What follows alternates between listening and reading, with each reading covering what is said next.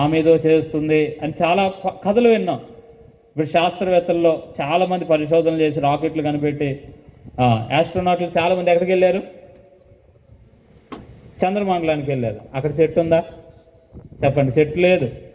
ఇంకా చెప్పండి. ఏం లేదు, ఎవరూ లేదు. కారణం ఏంటంటే ఒకటి అర్థం చేసుకోండి, అలాంటి కథలు ఏం బైబిల్లో లేవు. బైబిల్ గ్రంథం వాస్తవికమైన గ్రంథం. ఈ మాట అర్థం చేసుకోవాలి. బైబిల్ గ్రంథం ఏంటి చెప్పండి? వాస్తవమైనది.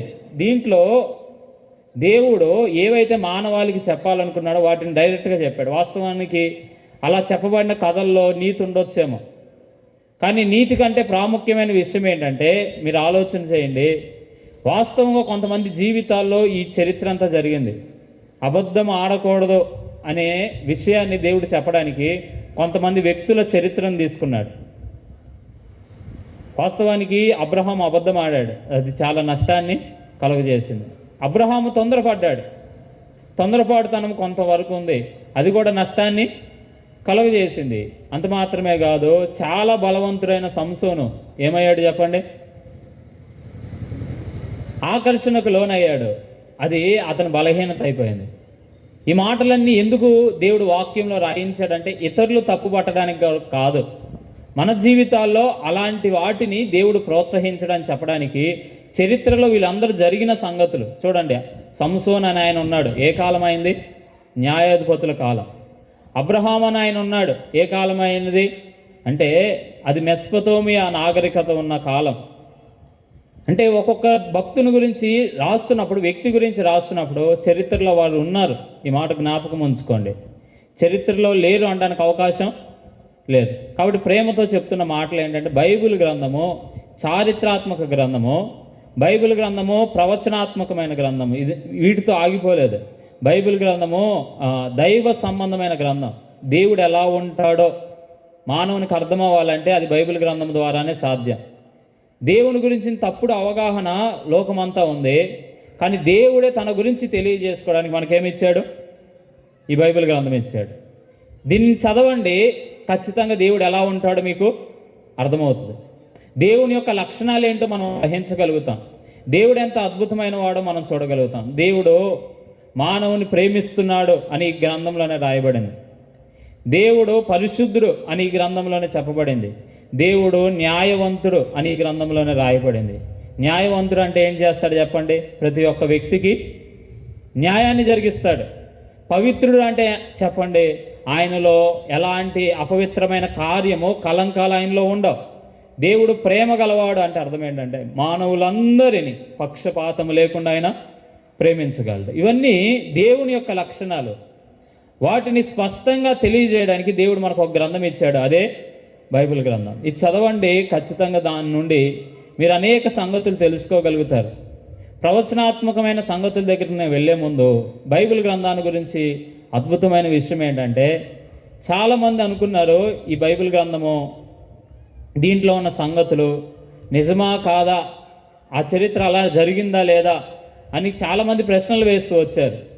కానీ రీసెంట్గా కొన్ని సంవత్సరాల నుండి ఏమైందంటే పురావస్తు శాఖ వారు ఎక్కువగా ఆర్కియలాజికల్ డిపార్ట్మెంట్ ఎక్కువగా ఉపయోగపడడం వల్ల చాలా బైబిల్లో ఉన్న సంగతులు అక్కడ జరిగిన ప్రాంతాల్లో వారు తవ్వుకుంటూ వెళ్తున్నప్పుడు చాలా విషయాలు వారు కనిపెట్టారు. నిజమే, ఇవన్నీ వాస్తవంగా జరిగినాయని. నోవాహు ఓడ గురించి తెలుసు కదా, ఆ ప్రాంతంలోనే ఆ ఓడ శిథిలాలు, ఆ గుర్తులు వారు గమనించి దాని ఎదురుగానే అలాంటి 3 అంతస్తుల ఒక ఓడలాగా కట్టి మ్యూజియం లాగా ఉంచారు. కారణం ఏంటంటే ఇవి నిజంగా జరిగినాయి అని చెప్పడానికి. ఇన్ని మాటలు ఎందుకు చెప్పానంటే బైబిల్ గ్రంథాన్ని మనం అందరం ఏం చేయాలి?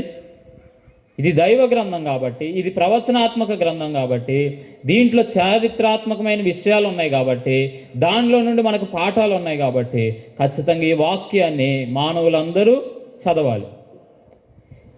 ఈ వాక్యాన్ని చదివితే ఖచ్చితంగా ఇది మన జీవితాల్లో మార్పుని తీసుకొని వస్తుంది.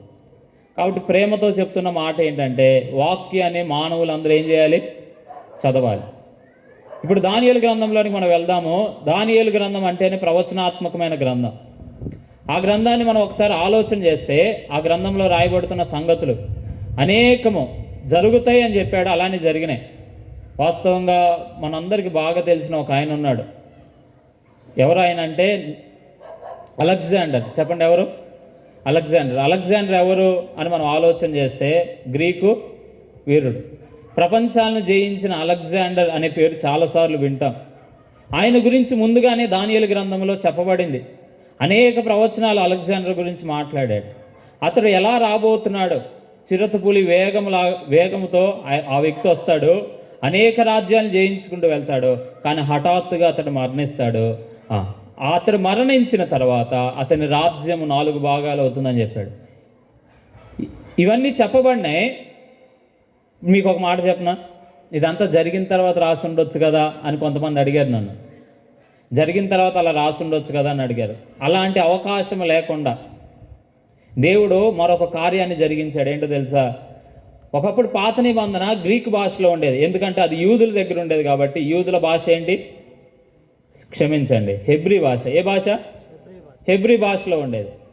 హెబ్రీ భాషలో ఉన్న బైబిల్ని, హెబ్రీ భాషలో ఉన్న పాత నిబంధనను అలెగ్జాండర్ ఏం చేశాడంటే దాన్ని గ్రీక్ భాషలోకి 70 మంది పండితులను పెట్టి వారి ద్వారా అది ప్రపంచ దేశాలకు, అలెగ్జాండర్ భాష ఏంటంటే గ్రీక్ భాష. ఇప్పుడు మనందరికీ ఏ భాష బాగా వచ్చు? తెలుగు తర్వాత భారతదేశం అంతా ఎక్కువగా ఏ భాష తెలిసిద్ది? ప్రపంచం అంతా ఏ భాష ఎక్కువ తెలిసిద్ది? ఇంగ్లీష్. ఎందుకు? ప్రపంచ దేశాలను వారు పరిపాలన చేశారు. ఆ కాలంలో ఎక్కువగా పరిపాలన చేసింది ఎవరంటే అలెగ్జాండర్. కాబట్టి ఆ భాష మానవులందరికీ ఎక్కువగా తెలిసింది. అలా అలెగ్జాండర్ కూడా తన భాషను ఇంకా ప్రాచుర్యం చేయాలని చెప్పి అప్పుడు ప్రాముఖ్యమైన గ్రంథాలుగా ఉన్న ఈ 39 గ్రంథాలను, దాన్ని ఏమంటారంటే పాత నిబంధన గ్రంథాలను ఏం చేశాడంటే 70 మంది పండితులను పెట్టి యూదా వారిని, వారితో పాటు తర్జుమా చేయగలిగిన వారిని అందరినీ పెట్టి దాన్ని గ్రీకు భాషలోకి తర్జుమా చేశాడు. గ్రీకు భాషలోకి తర్జుమా చేసి ప్రపంచ దేశాలకు పంపించేశాడు పుస్తకాలను. అంటే ఇప్పుడు ప్రపంచ దేశాలు ఏం చదివినాయి? పాత నిబంధన 39 పుస్తకాలు చదివే. అందుకే కొన్ని గ్రంథాలలో, కొన్ని మత గ్రంథాలలో బైబిల్లో రాయబడిన సంగతులు ఎందుకు ఉంటాయంటే వాళ్ళు చదివి వాటిని మరలా తిరిగి చెప్పడానికి ప్రయత్నం చేశారు.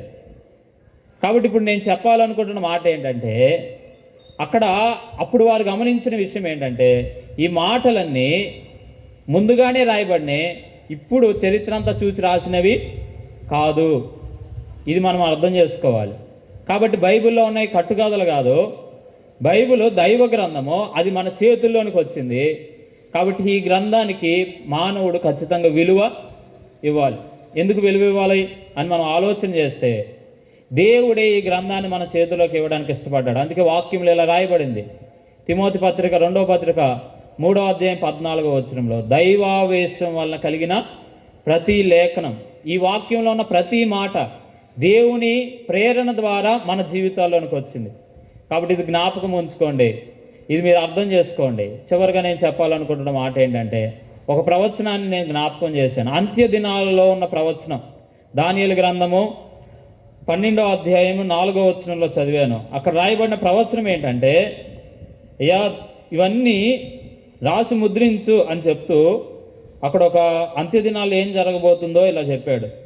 4వ వచనం మధ్య భాగంలో చదువుతున్నాను చూడండి. చాలా మంది నలుదిశలు సంచరించినందున తెలివి అధికమగును. ఇక్కడ 2 విషయాలు ఉన్నాయి. అంత్య దినాల్లో జరగబోయే 2 సంగతులు ఏంటంటే, ఒకటి చాలామంది నలుదిశలు సంచరిస్తారు, రెండోది తెలివి అధికమవుతుంది.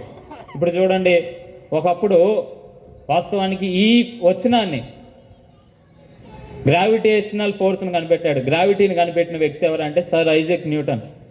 ఆయన కూడా యేసు ప్రభునందు విశ్వాసం ఉంచినవాడు. దానియేలు గ్రంథం చదువుకున్నాడు. దానియేలు గ్రంథం అధ్యయనం చేసి ఒక పుస్తకం రాశాడు. పుస్తకం రాస్తూ ఈ వచనాన్ని చదువుతూ ఆయన ఏమని రాశాడంటే, చాలా వేగంగా మానవులు వెళ్ళబోతున్న ఒక కాలం రాబోతుంది. అప్పుడున్న వేగానికి ఆయన ఏం చెప్పాడంటే ఖచ్చితంగా 50 మైళ్ళు గంటకి 50 మైళ్ళు ఫాస్ట్గా వెళ్ళగలుగుతారు, అంతకంటే ఎక్కువ వెళ్ళగలుగుతారు. ఎందుకంటే వాక్యము ఏమని చెప్పింది? చెప్పండి, ఏమని చెప్పింది? నాతో కలిపి చెప్తే మీకు అర్థమైంది. 50 మైళ్ళు అంటే 80 కిలోమీటర్లు. గంటకి 80 కిలోమీటర్లు తక్కువ ఎక్కువ? చెప్పండి. కానీ సర్ ఐజాక్ న్యూటన్ ఉన్న కాలంలో బండులు లేవు, మోటార్ బైకులు లేవు. అర్థమవుతుందా? ఆ ఇంజిన్స్ ఏమీ లేవు, అలా వెళ్ళే వాహనాలు ఏమీ లేవు. అలాంటి సమయంలోనే ఆయన ఆ మాట చెప్పినప్పుడు ఒక ఆయన వ్యతిరేకంగా ఆయనకు ఒక పత్రిక రాశాడు, న్యూస్ లెటర్. ఆయన గురించి తప్పుగా ప్రచారం చేయడం ప్రారంభించాడు. వెర్రివాళ్ళలాగున్నాడు, ఇంత చదువుకొని ఇన్ని కనిపెట్టిన ఈ వ్యక్తి మళ్ళీ బైబిల్లో ఉందని ఇలా చెప్తున్నాడు అని మాట్లాడుతున్నాడు. ఆయన వాల్టేర్ అని ఒక ఆయన ఉన్నాడు, ఆయన ఆ మాట చెప్పాడు, అలా మాట్లాడుతూ వచ్చాడు. కానీ ఇప్పుడు ఒకవేళ వాళ్ళిద్దరు ఇప్పుడు ఉంటే అది నెరవేరిందా నెరవేరలేదా? చెప్పండి. గంటకి ఎంత కిలోమీటర్లు వెళ్తున్నారు ఇప్పుడు? ఇంకెలా చెప్పమంటారా? నా ఫ్రెండ్ ఒక అబ్బాయి ఉన్నాడు, వారమంతా చేస్తాడు, వీకెండ్ ఇంటికి రావడానికి ముంబై నుండి ఇక్కడికి రావడానికి 2 గంటలే ప్రయాణం. అంటే ఇప్పుడు ఆలోచన చేయండి, ప్రయాణ సౌకర్యము ఎంత వేగం అయిపోయింది చెప్పండి. అసలు ఇంకా ధనికుల గురించి మనం చూస్తుంటే ఉదయం ఏమో ఎక్కడో ఆస్ట్రేలియాలో ఉంటారు, తర్వాత మధ్యాహ్నానికి మరొక దేశానికి వెళ్ళిపోతున్నారు, మరొక సాయంత్రానికి మరొక దేశంలోకి వెళ్ళిపోతున్నారు. మన పెద్ద పెద్ద వారి గురించి మనం చదువుతున్నప్పుడు ఇదే కదా మనం చూస్తుంది. అంటే ఇవన్నీ ఎలా జరుగుతున్నాయి? జనులు అంత్య దినాల్లో ఎక్కడ ప్రవేశించగలరు? నలుదిక్కులు సంచరించగలరు అని వాక్యం చెప్తుంది. అలానే వారి వేగము పెరిగిపోయింది, మానవుని వేగము పెరిగింది. కాబట్టి ఇది గుర్తుపెట్టుకోండి, కొన్నిసార్లు వాక్యం అర్థం కానప్పుడు తప్పుగా అర్థం చేసుకుంటారు మన జ్ఞానంతో.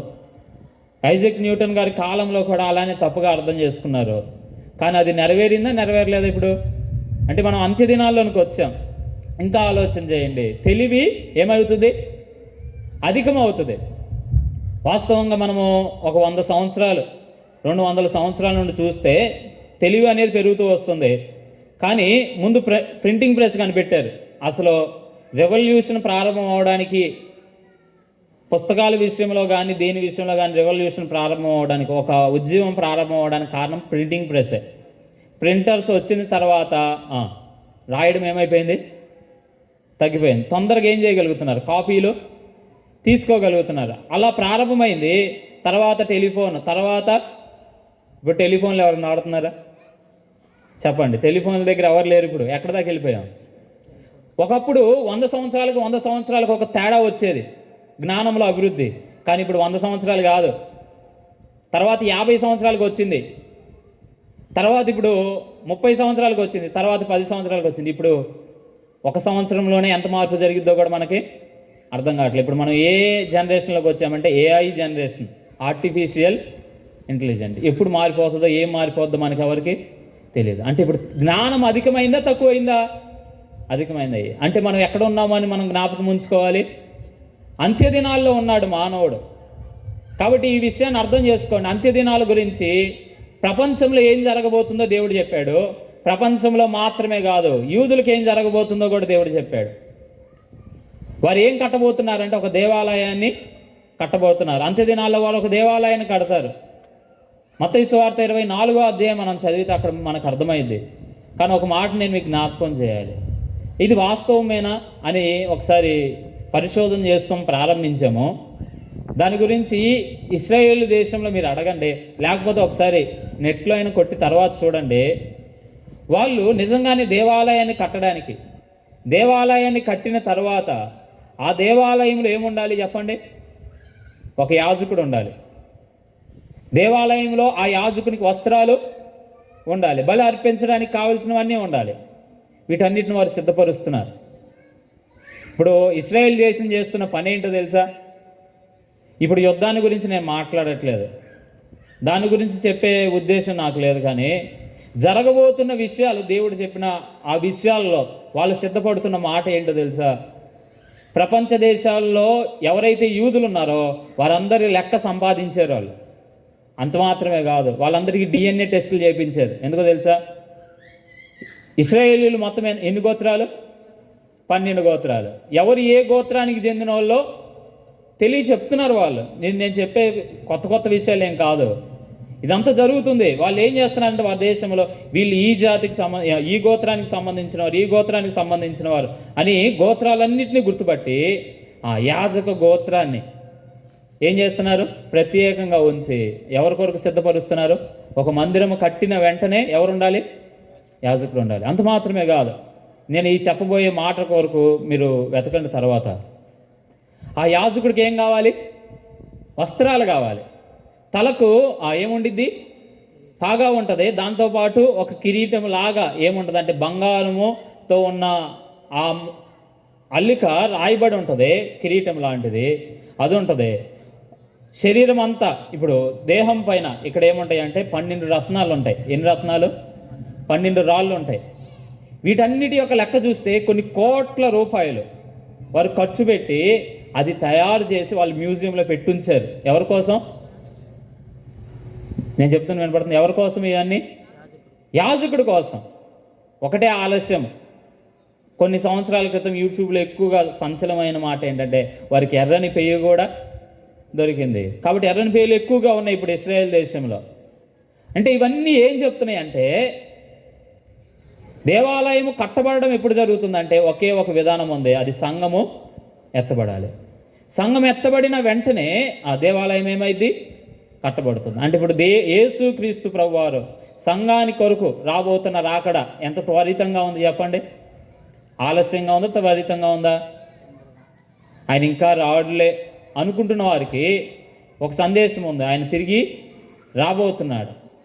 కాబట్టి ప్రేమతో చెప్పే సందేశం ఏంటంటే, అయ్యా అసలు యేసు ప్రభు ఎందుకు వస్తాడు, యేసు ప్రభు రావాల్సిన అవసరం ఏంటి అని ఎవరికైనా సందేహం ఉంటే ఒక విషయాన్ని గుర్తుపెట్టుకోండి. మానవుని జీవితంలో ఆది కాండం నుండి జరిగిన ఒక సన్నివేశాన్ని మీకు జ్ఞాపకం చేసి నేను ముగిస్తాను, జాగ్రత్తగా వినండి.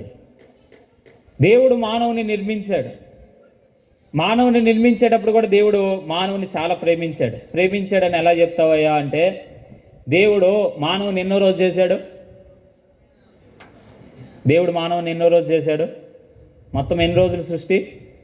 6 రోజులు సృష్టి. దాంట్లో 6వ రోజు మానవుని చేశాడు. కారణం ఏంటంటే దేవుడు మానవునికి కావలసినవన్నీ నిర్మించిన తర్వాత మానవుని నిర్మించాడు. ఆలోచన చేయండి. మొదటి రోజు వెలుగును చీకటిని వేరుపరిచాడు. మానవునికి ఏం అవసరం? వెలుగు అవసరం.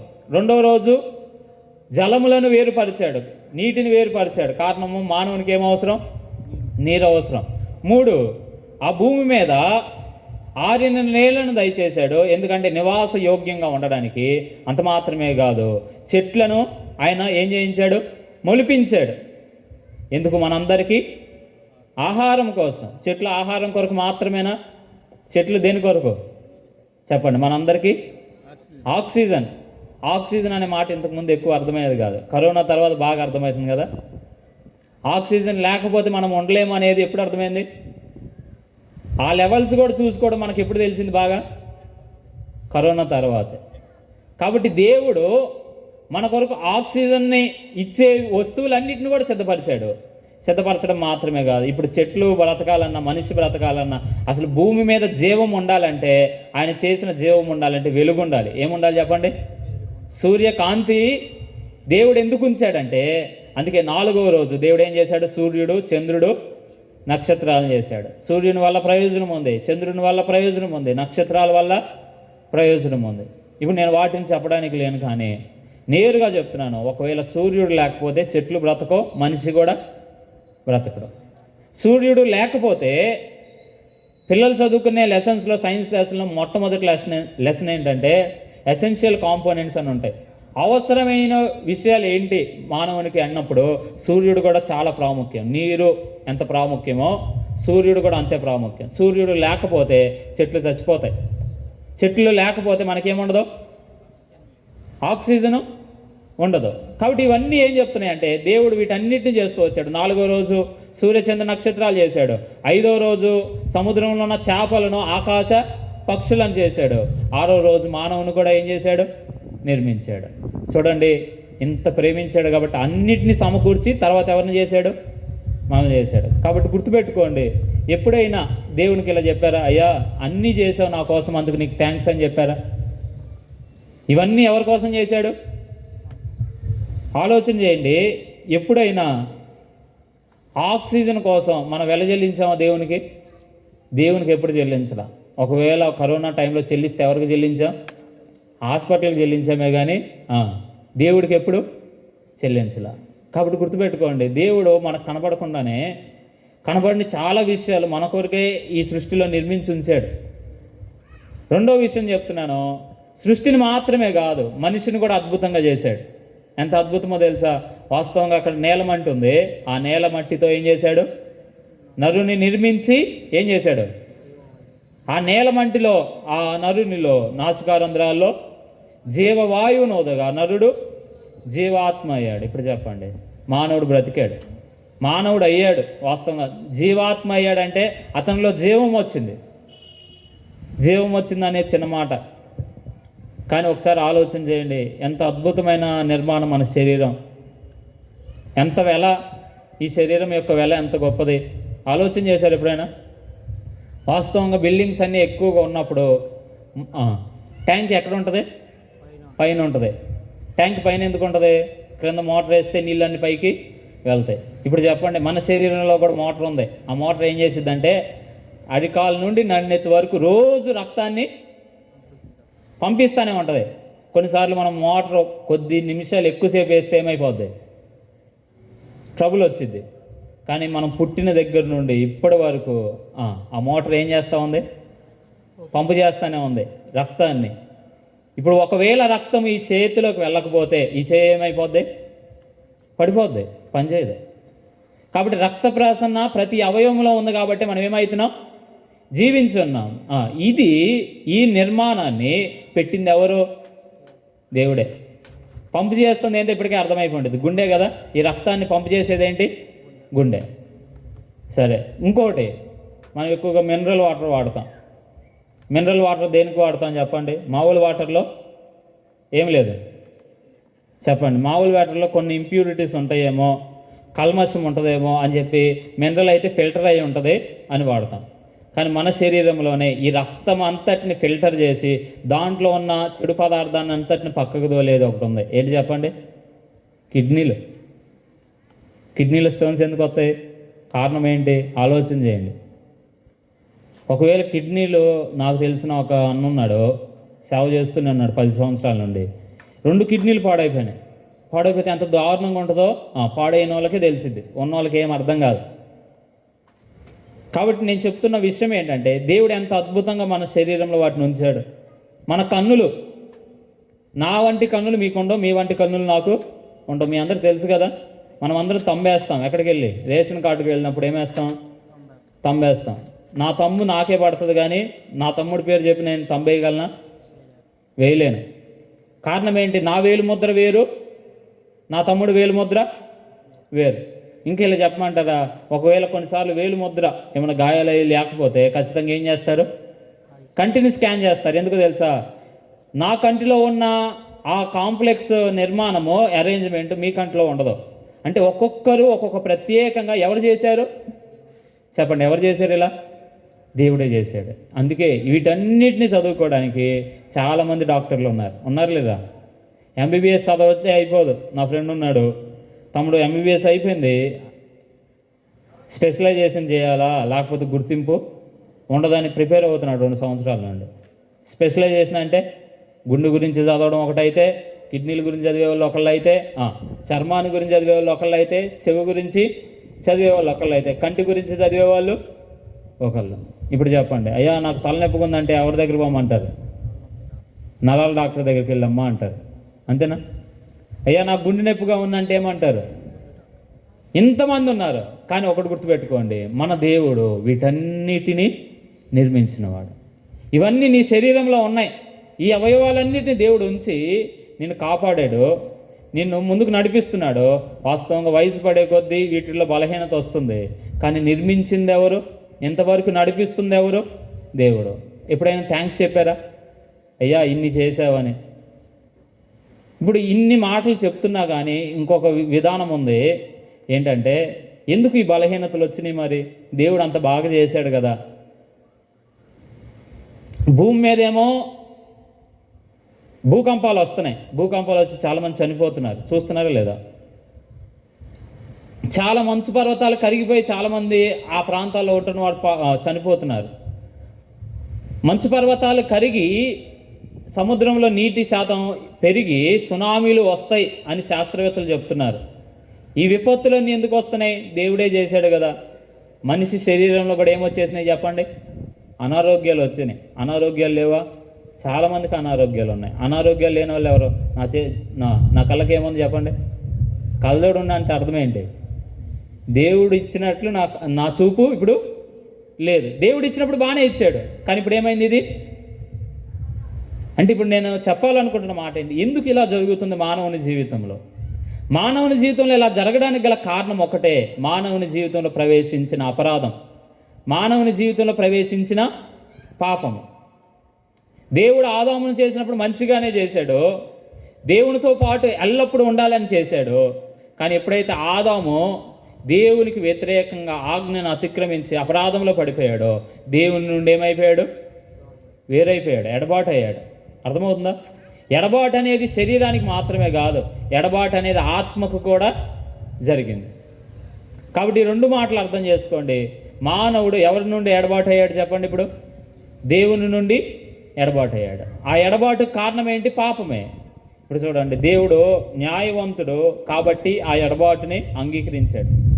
న్యాయవంతుడు అంటే తప్పు చేశాడు మానవుడు, కాబట్టి నువ్వు తప్పు అంగీకరించి ఆ శిక్ష భరించాలి. ఆ శిక్ష ఏంటంటే దేవుడి నుండి దూరం అవ్వడం. కానీ ఇప్పుడు ఆలోచన చేయండి, దేవుని లక్షణం మరొకటి చెప్పాను, ఆయన ప్రేమ గలవాడు. ఎవరు చెప్పండి? దేవుడు ఎవరు? ప్రేమ గలవాడు. ఆయన మరలా తిరిగి నా పిల్లల్ని మరలా తిరిగి దగ్గర తీసుకుందామని అనుకున్నాడు. ప్రేమ కలిగిన దేవుడు దగ్గరకు తీసుకోవడానికి ఒకే ఒక మార్గం ఉంది. ఆ మార్గాన్ని ఆయనే ఏర్పరిచాడు, ఆయనే నెరవేర్చాడు. ఏంటంటే తన కుమారుని భూలోకానికి పంపించాడు. దేవుణ్ణి ఎవరు ఎప్పుడు చూడలేదు. ఆయన ఎలా ఉంటాడో, ఆయన స్వభావం ఏంటో, ఆయన ఎలా చేరుకోవాలో చెప్పడానికి పరలోకంలో ఉంటున్న ఆయనను తన కుమారుని భూలోకాన్ని పంపించాడు. ఆయనే ప్రభు అయిన యేసుక్రీస్తు. ఆయన వచ్చి ఏం చేశాడు? ఆలోచన చేయండి. అనేకులను దేవుని వైపు త్రిప్పాడు. ఎలా త్రిప్పగలడయ్యా అంటే ఒకటి గుర్తుపెట్టుకోండి, మానవుని జీవితంలో పాపం ఉంది. ఆ పాపానికి ఇప్పుడు ఖచ్చితంగా ఏం రావాలి? ఇప్పుడు మీకు ఒకటి చెప్పిన, ట్రాఫిక్ రూల్స్ ఉన్నాయి కదా, టక్కని వెళ్ళిపోయామనుకోండి, అక్కడ సీసీ కెమెరా ఉంటుంది. ఏం చేస్తుంది? ఫోటో తీస్తుంది. ఫోటో తీసిన వెంటనే మీ నెంబర్ ప్లేటు, ఆ నెంబర్ ప్లేట్కి ఉన్న ఫోన్ నెంబర్ ఏదైతే ఉందో, లింక్ అయి ఉందో, దానికి ఏమొస్తాయి? చలానా వస్తుంది. ఎందుకు? మీరు చేసిన చిన్న తప్పు, అర నిమిషం ఆగితే వెళ్ళిపోవచ్చు. కానీ ఆ తప్పుకు కూడా ఏమేస్తున్నారు ప్రభుత్వం? ఫైన్ ఉందా లేదా? ఇప్పుడు మానవుడి జీవితంలో వస్తున్న ప్రతి అపరాధానికి, మానవుడు చేస్తున్న ప్రతి అతిక్రమానికి ఖచ్చితంగా దేవుడు ఏం విధిస్తాడు? ఫైన్. ఇంకా ఇలా చెప్పమంటారు, శిక్ష. కాబట్టి మానవుని మీదకి అతడు చేసిన పాపాన్ని బట్టి శిక్ష రావాలి. ఆ శిక్ష మానవుని మీద పడాలి. కానీ ఆ మానవుడు దాన్ని భరించలేడు. వాక్యంలో ఇలా రాయబడింది, అయ్యా నా దోష శిక్ష నేను భరించలేనంత గొప్పది. మనం ఎవరు భరించలేం.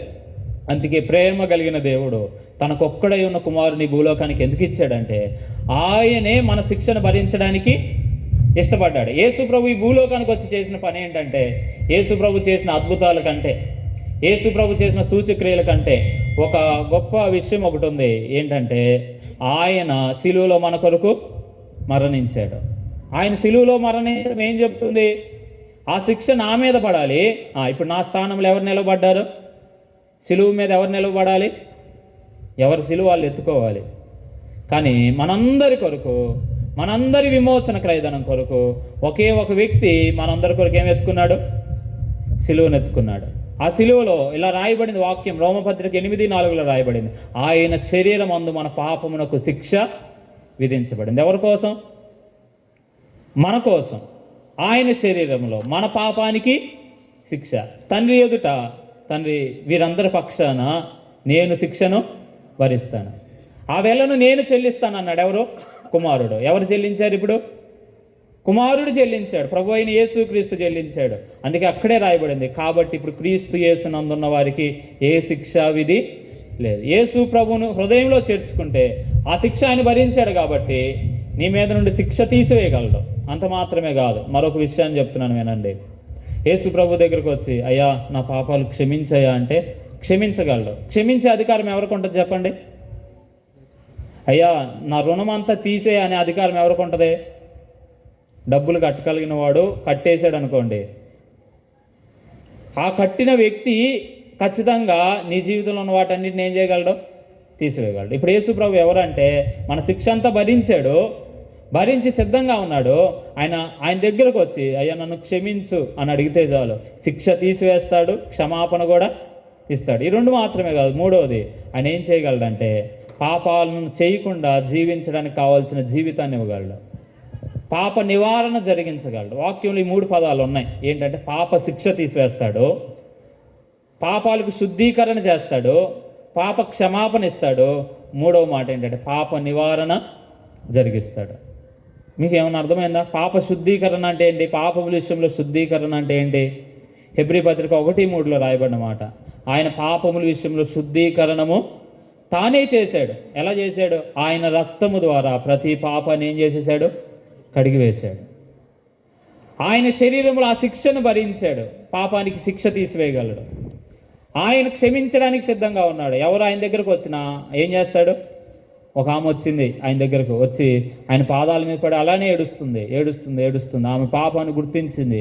అయ్యా నాకు ఇంకొక దారి లేదు అని ఏడుస్తూనే ఉంది. ప్రభు ఏమన్నాడు చెప్పండి? అమ్మా నీ పాపాలు క్షమించబడినాయి, నీవు సమాధానం గల దానివై వెళ్ళు అన్నాడు. చూడండి, ఆలోచన చేయండి. యేసు ప్రభువుకి మీ ఆంతర్యం తెలుసు. పశ్చాత్తాపంతో ప్రభు వైపు తిరిగితే, మన పాపాలు ఆయన దగ్గర ఒప్పుకుంటే ఆయన ఏం చేయగలడు? క్షమించగలడు. క్షమించగలిగిన దేవుడు ప్రభు అయిన యేసుక్రీస్తు. అంత మాత్రమే కాదు, పాప నివారణ జరిగించగలడు. నివారణ అంటే ఈ పదాన్ని ఎక్కువ వింటాం. నివారణ పదం విన్నారా? దోమల నివారణ. ఎందుకు? మలేరియా, డెంగ్యూ రాకుండా దోమలు నివారించడానికి ఏం చేస్తారు? స్ప్రే చేస్తూ ఉంటారు.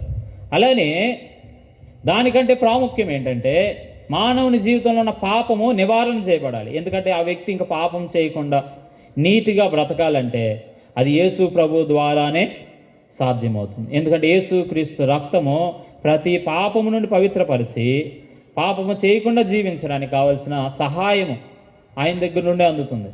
అందుకే వాక్యంలో రాయబడింది, నీతిమంతుడైన యేసు క్రీస్తు అని ఉత్తరవాది తండ్రి యొద్ద మనకు ఉన్నాడు. యోహాను 1 పత్రిక 2వ అధ్యాయం 1వ వచనంలో మాట రాయబడింది. కాబట్టి ఆయన మనకు సహాయం చేయగలడు. ఎవరైతే నీతి మార్గంలో నడవాలనుకుంటున్నారో, ఎవరైతే దేవుని యొద్ద క్షమాపణ పొందాలనుకుంటున్నారో, ఎవరైతే మీ పాపానికి శిక్ష మీరు తప్పించుకోవాలనుకుంటున్నారో, ఎవరైతే పాపాలకు శుద్ధీకరణ జరగాలి, నా కీడు నా శాపం అంతా నా మీద నుండి తీసివేయబడాలనుకుంటున్నారో, వారు యేసు ప్రభు దగ్గరకు వస్తే ఆయన ఏం చేయగలడు? వాటన్నిటినీ తీసివేయగలడు. ఇన్ని మాటలు ఎందుకు చెప్తున్నామంటే ఆయన తీసివేయడానికి ఈ భూలోకానికి వచ్చాడు, సిలువలో మరణించాడు, 3వ దినమున తిరిగి లేచాడు. లేచిన ఆయన అనేకుల జీవితాల్లో మార్పు కలిగించిన ఆయన ఇలా చెప్పాడు, మీరు సర్వలోకానికి వెళ్ళండి, సర్వ సృష్టికి ఈ వార్త చెప్పమన్నాడు. కాబట్టి యేసు ప్రభు పరలోకానికి వెళ్ళిన తర్వాత ఆ పెంతెకోస్తు దినమున సంఘం ప్రారంభమైంది. 2000 సంవత్సరాలుగా ఈ వార్త మానవులందరికీ చెప్పబడుతుంది. ప్రపంచమంతా అనేకులు ఆయన యొద్దకు ఆకర్షించబడ్డారు. కారణం ఏంటంటే ఆయన ఎవరు అంటే పాపాలు క్షమించి పాప శిక్ష రాకుండా పాప నివారణ చేయగలిగిన దేవుడు. పాప నివారణ అనే మాటని ఇలా చెప్పాలనుకుంటున్నాను. చాలాసార్లు ఇప్పుడు ఏ చొక్కా వేసుకున్నాను నేను? తెల్ల చొక్కా. అంటే పైకి వెళ్ళా కనపడుతున్నాను, మంచూర్లాగా కనపడుతున్నాను. లోపల నా లోపల ఎవరికి తెలుసు చెప్పండి? మీకెవరికి తెలియదు, కానీ దేవుడికి తెలుసో తెలీదా? తెలుసు. అందుకే వాక్యంలో ఇలా రాయబడింది, మనుషుని హృదయాలోచన బాల్యం నుండి చెడ్డది. ఇప్పుడు చెప్పండి, ఎవరిని చెప్పవచ్చు? చిన్నపిల్లలా, పెద్దోళ్ళ? అందరూ బాగానే ఉన్నారు, బయటికి లోపల ఆలోచన చేయాలి. ఆంతర్యం, మనుషుని ఆంతర్యము.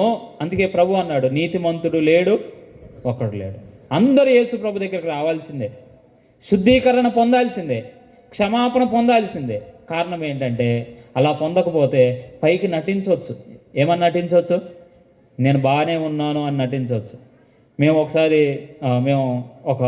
నేను చిన్నప్పుడు ఒక నష్టం పొందాం. ఏంటంటే ఒక చిన్న సుమో కొన్నాం. సుమో కొన్న తర్వాత వాస్తవంగా మాకు కొన్నప్పుడు తెలియలా, ఏమని అంటే లోపల ఇంజిన్ బాగాలేదని తెలియలా. కానీ దాన్ని ఒక 10 సంవత్సరాల పైన వాడాం. ఎంత వాడామంటే అసలు దానికి పెట్టిన రిపేర్లకు పెడితే కొత్త కారు వచ్చేది, అంత పెట్టేసాం. అప్పుడు మాకు తెలిసి వచ్చింది ఏమని, ఎప్పుడైనా ఇంజిన్ బాగుంటేనే తీసుకోవాలని. తర్వాత జాగ్రత్త పడ్డాం, అది వేరే విషయం. ఇప్పుడు చూడండి, అంటే ఇప్పుడు ఏం ప్రాముఖ్యం? పైకి కనబడడానికి ఎంత బాగున్నా లోపల ఇంజిన్ బాగోకపోతే తీసుకుంటారా? ఇంజిన్ బాగుండి పైకి సీట్లు అంత నీట్గా కనపడకపోయినా, పైకి భాగాలని అంత నీట్గా కనపడకపోయినా ఏది తీసుకుంటారు చెప్పండి? ఎవరైనా చెప్పండి, ఏది తీసుకుంటారు? ముందు ఇంజిన్ బాగుంటే మిగతావన్నీ ఏం చేస్తారు? మనుషుని ఆంతర్యము బాగైతే ఆటోమేటిక్గా ప్రవర్తన బాగవుతుంది. ఆంతర్యము బాగు కాకపోతే బయట ప్రవర్తన కూడా ఎలా ఉంటాయి అంటే అతుకులు వేసుకుంటూ ఉంటాయి, అంతే. అర్థమైందా? అతుకులు ఎంతకాలం ఉంటాయి? ఈ పాపం కాబట్టి ఇంకో దగ్గర బయటపడతావు, ఏడ దాక్కుంటే ఇంకొక దగ్గర ఏమవుతావు? బయటపడతావు. వాక్యం చెప్తున్న సత్యం ఏంటో తెలుసా? నీ పాపము నిన్ను ఒకరోజు పట్టుకుంటుంది అని చెప్పాడు. కాబట్టి పాపం ఏం చేస్తుంది? ఖచ్చితంగా పట్టుకుంటుంది. పాపం ఎప్పుడు వదిలిపెట్టదు. కాబట్టి నేను ఎవరికి కనబడట్లేదని మనం అనుకుంటామేమో, కానీ అది పట్టుకుంటుంది. అందుకే యేసు ప్రభు చెప్పాడు, నా ఎద్దుకు రండి, నేను మీకు విడుదల ఇస్తాను, పాప క్షమాపణ ఇస్తాను అంటున్నాడు. పాపము చేయకుండా జీవించే జీవితం ఇస్తాను. ఒక ఆమెను పట్టుకొని వచ్చారు రాళ్ళతో కొట్టాలని కదా. పట్టుకొని వచ్చి, అయ్యా ఏం పాపం చేసింది, ఏం రాళ్ళతో కొట్టాలి అంటే, మీలో పాపము లేనివాడు మొదటి రాయి వేయమన్నాడు. అందరూ వెళ్ళిపోయారు.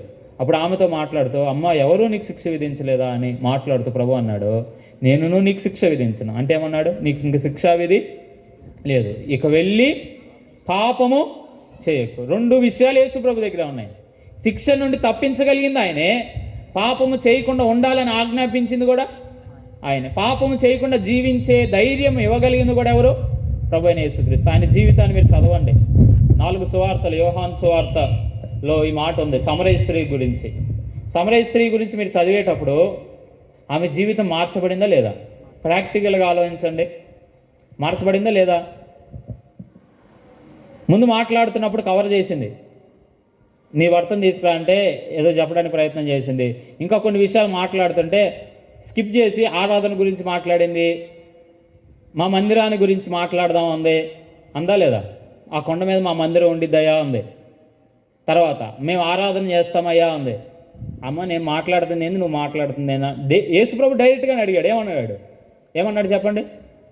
వెళ్ళి నీ భర్తను తీసుకురామన్నాడు. ఇప్పుడు మీరు ఆలోచన చేయండి, అర్థం చేసుకోండి.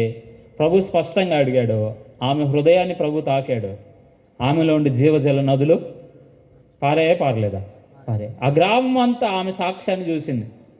యేసు ప్రభుని నమ్మితే జరిగే విషయం ఏంటంటే, మన హృదయం మార్చబడడం మాత్రమే కాదు, మన ప్రవర్తన కూడా మార్చబడుతుంది. లేదు అంటే ఒకసారి ఆలోచన చేయాలి. ఎందుకు జరగట్లేదు అంటే ఒకసారి ఆలోచన చేయాలి. కారణాలు చాలా ఉంటాయి. మనము నిజంగానే ప్రభునందు విశ్వాసం ఉంచి ఆయన వెంబడిస్తున్నామా? వెంబడిస్తే ఖచ్చితంగా లోపల మార్పు వస్తుంది. ఆటోమేటిక్గా బయటకు కూడా ఏం కలుగుతుంది? మార్పు కలుగుతుంది. ఇలాంటి మార్పు లేకపోతే ఈ రోజైనా ప్రభువుని అడగండి, ప్రభువా నా బయట మార్పు కావాలి, లోపల మార్పు కావాలి. కాబట్టి ముందు నన్ను లోపల బాగు చేయి, తర్వాత క్రమక్రమంగా అనుదినము మన వాక్యాన్ని చదివే కొద్దీ, ప్రార్థన చేసే కొద్దీ, సహవాసంలో మీరు వెళ్తున్న మందిరానికి వెళ్ళే కొద్దీ, అక్కడ వాక్యం వినే కొద్దీ మీ ప్రవర్తన ఏమవుతూ ఉంటుంది? మార్చబడుతూ ఉంటుంది. కాబట్టి ప్రేమతో మనం అర్థం చేసుకోవాల్సిన మాట ఏంటంటే, మన జీవితాలు ఎలా ఉన్నాయి? దేవునికి ఇష్టమైన జీవితాల్లాగే ఉన్నాయా? మనం ఎక్కడున్నాం ఇప్పుడు? అంత్య దినాలలో ఉన్నాం. ప్రభు రావడానికి ఎంత దూరం ఉంది చెప్పండి? ఎంత దూరం ఉంది? జ్ఞానం అధికమైపోయింది. నలుదిశలు ఫాస్ట్గా వెళ్ళిపోతున్నారు. నలుదిక్కులు అంత వేగంగా వెళ్ళిపోతారని చెప్పబడింది. అంత మాత్రమే కాదు, అటువైపు ఒకవైపు యూదులు కూడా సిద్ధంగా ఉన్నారు. కాబట్టి ఒకటే జరగడానికి ఆలస్యం ఏంటంటే, యేసుక్రీస్తునందు విశ్వాసం ఉంచిన వారందరూ ఏమవ్వాలి? ఎత్తబడాలి. ఎత్తబడే కాలం రాబోతుంది. ఆయన మేఘాల మీదకి వస్తాడు. వచ్చినప్పుడు మనం అందరం ఏం చేయబడతాం? ఎత్తబడతాం. మనమందరము, మన ప్రియులు చాలామంది నిద్రించారు. నిద్రించిన వారైనా బ్రతికి ఉన్న వారైనా అందరూ ఏమవుతాము? ఏకముగా మన ప్రభువుని కలుసుకుంటాం, ప్రభువుని పోలి ఉంటాము. ఈ అవకాశం ఇప్పుడే, ఇదే మిక్కిలి అనుకూలమైన సమయం, ఇదే రక్షణ దినము. ఈ దినం దాటి వెళ్ళిపోతే ఒకవేళ యేసుక్రీస్తుని అంగీకరించకపోతే ప్రయోజనం లేదు. ప్రేమతో తెలియజేస్తున్న సంగతి ఏంటంటే, ప్రభువుని నమ్మారా? ఆ విశ్వాసంలో కొనసాగుతున్నారా? లేకపోతే ఈరోజే పశ్చాత్తాపడి, ప్రభువా వాస్తవమే అయ్యా, నువ్వంటే ఎవరో తెలుసు, కానీ నేను వెంబడించడానికి నా హృదయాన్ని మార్చుకొని, నా ప్రవర్తన మార్చుకొని ముందుకు కొనసాగలేదు, నాకు సహాయము చెయ్యి.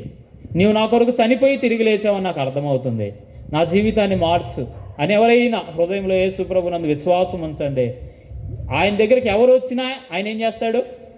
ఆహ్వానిస్తాడు. ఆయనకు ఆంతర్యము తెలుసు, అయినా ఆహ్వానిస్తాడు. నేను ఎంత ఘోరమైన వాడినో ఎవరికి తెలియదంటే ఆయనకి తెలుసు, అయినా ఏం చేస్తాడు? ప్రేమతో చక్కగా దగ్గరికి చేర్చుకుంటాడు. ఆయన ప్రేమ ఎంత అంటే, తన కుమారుడు పందుల పొట్టు తింటూ ఉన్నాడు. తిని తిని తిని తిని ఆ పందులతో ఉండి ఉండి దుర్వాసన వస్తూ ఇంటికి వచ్చాడు, తిరిగి వచ్చాడు. తండ్రి ఏం ఆలోచించాడు? చెప్పండి, ఏం ఆలోచించాడు? వాడి దగ్గర వాసన వస్తుందని ఆలోచించాడా? లేదు. వాడు వస్త్రాలు అలా ఉన్నాయేందని ఆలోచించాడా? లేదు. పరుగెత్తుకుంటూ వెళ్ళాడు. ఏం చేశాడు? కౌగిలించుకున్నాడు. యేసుప్రభు ఆ ఉపమానం చెప్పడానికి గల కారణం ఏంటంటే, దేవుని ప్రేమ ఎలా ఉంటుందో చెప్పడానికి ఆ మాట చెప్పాడు. కాబట్టి ఎవరు ఆయన దగ్గరికి మీరు ఉన్న స్థితిలో వచ్చినా ఆయన మీకు సహాయం చేయగలడు, జీవితాలను మార్చగలడు. కాబట్టి మనం ఎక్కడున్నాం ఇప్పుడు? అంత్యదినాల్లో ఉన్నాం. కాబట్టి నేను అంత్యదినాల గురించి చెప్పాలి అని పూర్తి ఉద్దేశం అది కాదు. ఒకవేళ యేసుక్రీస్తునందు విశ్వాసం ఉంచకపోతే, విశ్వాసం ఉంచితే ఏమైందో చెప్పాను. శిక్షాన్ని భరించాడు కాబట్టి క్షమాపణ ఇస్తాడు, శుద్ధీకరణ జరిగితే ఇప్పుడు ఎవరితో పాటు ఉండడానికి భాగ్యం దొరికిద్ది? దేవునితో పాటు ఉండడానికి. మన ఆత్మ నిత్యము ఎవరితో పాటు ఉంటుంది? దేవుడు ఇలా చెప్పాడు, ఒక మహిమ శరీరాన్ని మరలా తిరిగి మనకి ఇస్తానన్నాడు. ఈ మాటతో పాటు మరొక విషయాన్ని కూడా జ్ఞాపకం చేసుకోవాలి. నమ్మిన వారు ప్రభువుతో పాటు ఉంటున్నారు. పాపాలు క్షమించబడిన వారు, పాపాలు నివారణ చేసుకున్నవారు ఎవరితో ఉంటున్నారు? ప్రభువుతో ఉంటున్నారు. మరి పాప క్షమాపణ పొందని వారు, పాపములో నుండి మరణిస్తే ఏమవుతుంది? పాపము మానవుని ఎక్కడికి తీసుకొని వెళ్తుంది? పాతాళానికి తీసుకొని వెళ్తుంది. అక్కడికి వెళ్ళాలనేది దేవుని ఇష్టం కాదు. కాబట్టి మానవునికి అవకాశం లేదు పాతాళం నుండి తప్పించుకోవడానికి. కానీ అవకాశం ఇప్పుడు ఎవరు ఇచ్చారు? దేవుడు మన కొరకు ఏర్పరిచాడు. కాబట్టి ఆయన ఏర్పరిచిన మార్గాన్ని, ఆయన ఏర్పరిచిన విషయాన్ని మనం ఎవరు కూడా ఏం చేయకూడదు అంటే తృణీకరించకూడదు. కాబట్టి ఆయన అంగీకరించండి. అంగీకరించకపోతే ఎవరు చూసి వచ్చారయ్యా అన్నారు అనుకోండి. అందుకే యేసు ప్రభువు అక్కడికి వెళ్ళిన ఒక ఆయన గురించి రాస్తే ఏమన్నాడంటే, ధనవంతుడు ఎక్కడికి వెళ్ళాడు? యాతన కలిగిన స్థలంలోకి. అక్కడికి వెళ్ళి ఇలా ప్రార్థన చేస్తున్నాడు. ఆ ప్రార్థనలు వినరు దేవుడు. ఏమని చేస్తున్నాడంటే, అయ్యా నాకు ఇంకొక 5 సహోదరులు ఉన్నారు, వాళ్ళు ఇక్కడికి రాకూడదు, నన్ను పంపి అంటున్నాడు. నువ్వు వెళ్ళడానికి కుదరదు. నువ్వు చెప్పినట్లు నీ ప్రార్థనలు అక్కడికి వెళ్ళినాక అంగీకరించబడవు. అక్కడ భూమి మీద నా సేవకులు ఉన్నారు, వారు బోధిస్తారు. వారు బోధించినప్పుడు వింటే వారు ఏం చేయబడతారు? రక్షించబడతారు. కాబట్టి నరక యాతన భయంకరమైంది. గుర్తుపెట్టుకోండి. దేవునితో ఉండకపోతే ఇంకొక స్థలంలో ఉండాలి కదా.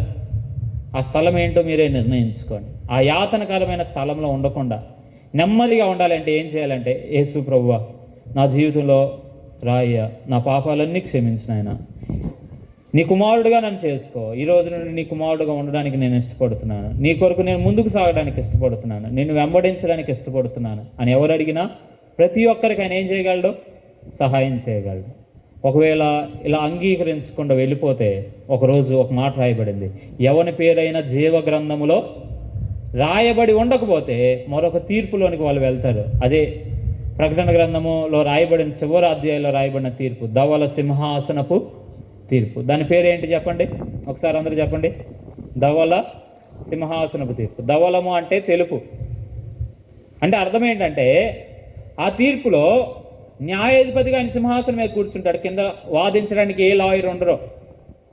నేరుగా ఆయనే గ్రంథాలు ఓపెన్ చేస్తాడు. వారు చేసిన పాపాలన్నింటినీ వారికి చూపిస్తాడు. చూపించి వాటికి రావాల్సిన శిక్ష అంతటిని బట్టి యుగ యుగాలు వారందరూ అక్కడికి వెళ్ళిపోతారు, నరకాగ్నికి వెళ్ళిపోతారు. అక్కడ వాయిదాలు ఉండవు. వాయిదాలు అంటే ఏంటి? హియరింగ్స్ ఉన్నాయి కదా ఇప్పుడు. ఈరోజు ఆపు, వచ్చేసారి చూద్దాం, ఏదో కారణాలు చెప్పుకోవడానికి లేదు. లాయర్లు ఉండరు, ఎవరు ఉండరు. ఆ న్యాయాధిపతి ఒకసారి తీర్పు తెచ్చిన తర్వాత ఆటోమేటిక్గా అక్కడికి వెళ్ళిపోవాలి, నిత్య నరకాగ్నికి వెళ్ళిపోవాలి. మనకు అవకాశం లేదు. కానీ దేవుడు ప్రేమించి అవకాశం ఇచ్చాడు. ఈ అవకాశాన్ని మనం ఏం చేయకూడదు? ఈ లోకంలో ఉన్న తుచ్చమైన అభిలాషలను, తుచ్చమైన కోరికలను, శరీరేచ్ఛలను, ఆ పాపాన్ని ప్రేమించి దేవుని తృణీకరించకూడదు. కాబట్టి ప్రేమతో తెలియజేస్తున్న మాట, దేవుడు కుటుంబాలను కట్టేవాడు.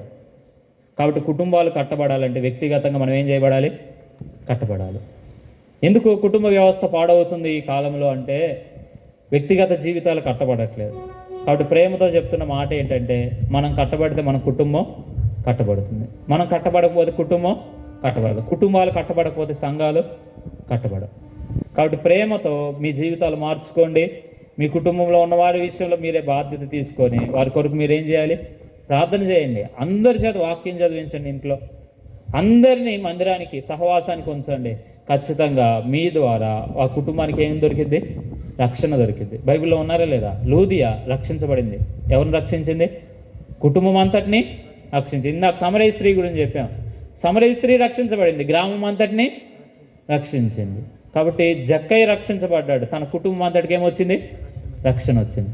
కాబట్టి రక్షణ మన జీవితాల్లో మనం అనుభవిస్తే ఆ ఆనందము కుటుంబంలో కూడా ఏమైంది? ఆ జీవజల ప్రవాహము, ఆ నదుల ప్రవాహము మన జీవితంలో ఉండి సమృద్ధిగా అనేకుల జీవితాల్లోనికి వెళ్తుంది. అలాగ బ్రతుకున్నట్లు, అలాగ మనం అందరం ప్రభు కొరకు నిలబడినట్లు ప్రభు మనందరికీ సహాయం చేయనుగాక. ఆమేన్.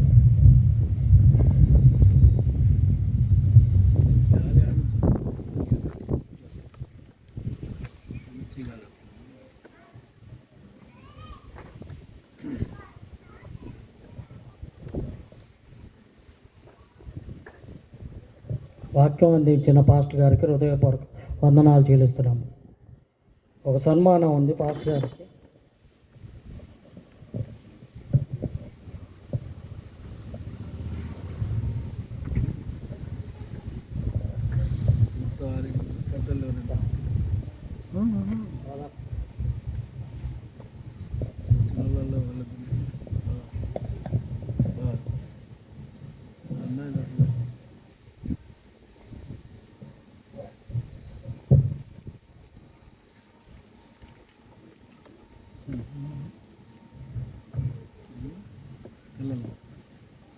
చిన్న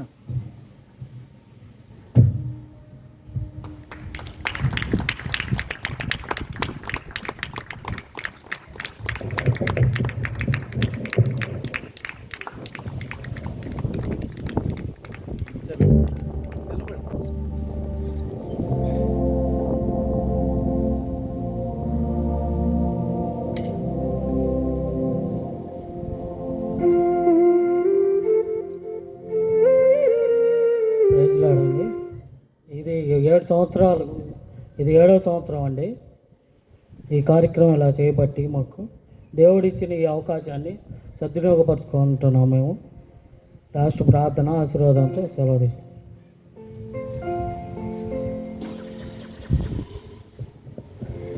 ప్రార్థన చేసుకుందాం. అన్నవారు పాడుతున్న ప్రయాసకు మీరు కూడా సహకరిస్తున్నారు, అందును బట్టి ప్రభుకి స్తోత్రం చెల్లిస్తున్నాం.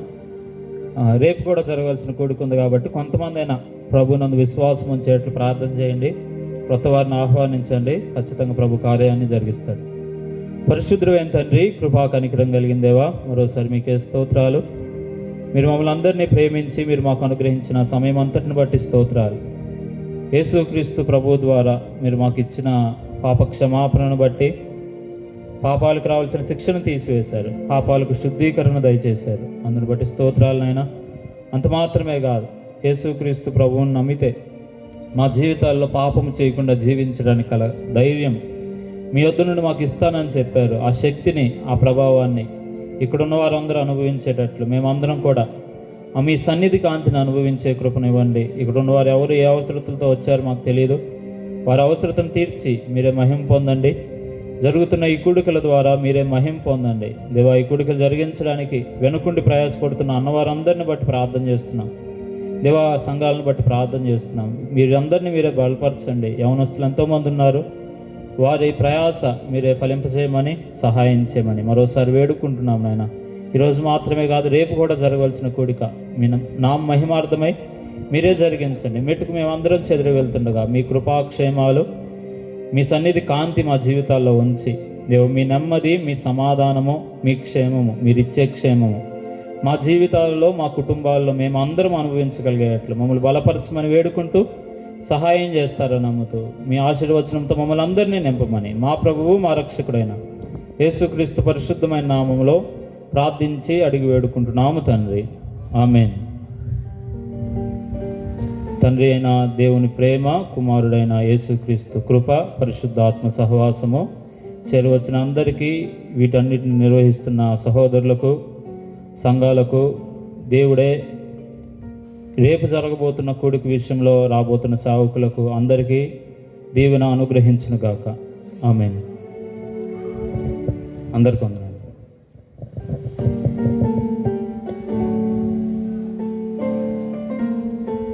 చెప్పు లేకపోట్లా జనాలు మెస్పరైజ్ అయిపోయారు. పేట్రా అలాడెత్తాడు ఇక్కడ పాటలు ఇందాక. దేవుడు వాడికి ఇచ్చాడు అవకాశం. నేను వాడు మాట వినలేదు ఎప్పుడు. 2 పాటలు పాడాడా 3 పాటలు పాడాడా? 2 పాడాడా? ఏం 2 జుమురుకున్నాడు వాడు ఇష్టం ఇంకా.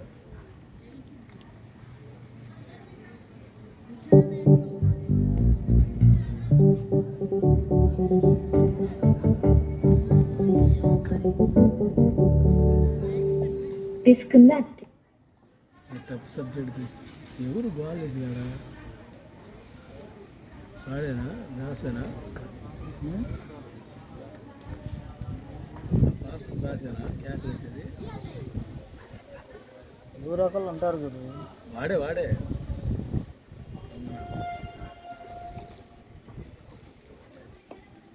కనీస జ్ఞానం ఉండద్దు ఎదురు పెడుతుంటే. ఏం ఉండదు. నా ఛార్జర్ కానీ నా నుంచి అసలు వాక్యం స్టార్ట్ అవుతుంది.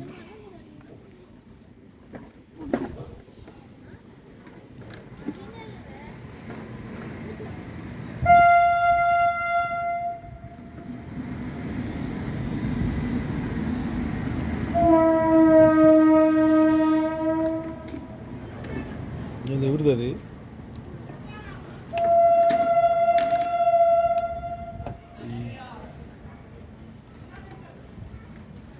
అరే బాగా ఉండవా లైట్గా బంద్ చేసుకున్నాను.